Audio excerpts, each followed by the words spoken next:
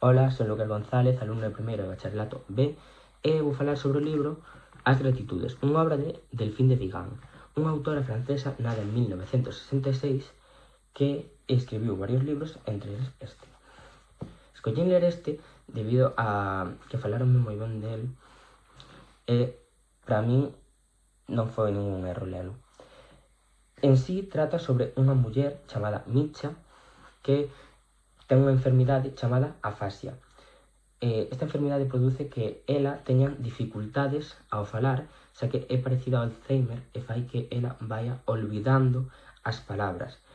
Entón, debido a isto, confúndeas e ao mellor, en vez de dicir de acordo, di desacordo e cousas así. Na obra, ela vai como chocando contra obxetos invisibles que fan que sexa incapaz de avanzar e tamén faise moitísimas alusións a que ela está perdendo algo. Non sabe o que é e intenta atopalo, pero é incapaz. Iso son as palabras, a capacidade de comunicarse, de dicir a súa propia expresión. Todo isto é debido á súa enfermidade. A obra nárrase dende dúas voces distintas que aparecen na propia historia. Unha sería Marie, que sería a súa filla adoptiva, xa que, debido a que a súa veciña tiña problemas coa súa nai, ela decidiu adoptala. E esta era Maggie.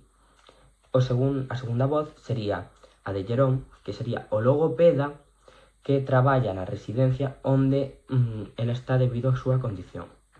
El trata de que non perda tanto as palabras e que sexa capaz de recuperar algunhas.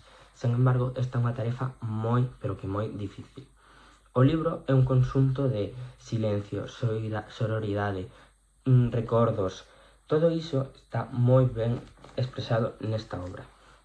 A novela fainos recordar e sentir os mesmos sentimentos que pode ter unha persoa que ten a unha persoa na casa ou que a tivo que tiña unha enfermidade que lle facía, pois, por exemplo, non poder camiñar ben e necesitar estar nunha situación de dependencia.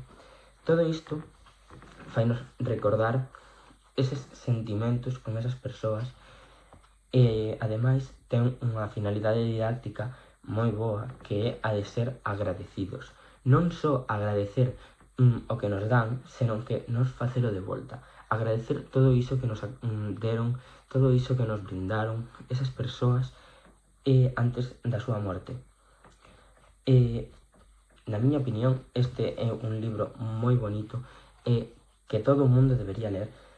Fanche recordar momentos preciosos e conectas moi ben coa autora, aínda que nin ela mesma sexa capaz de saber como é o sentimento que está sentindo Mitcha ao perder as palabras e esa propia expresión da súa vida.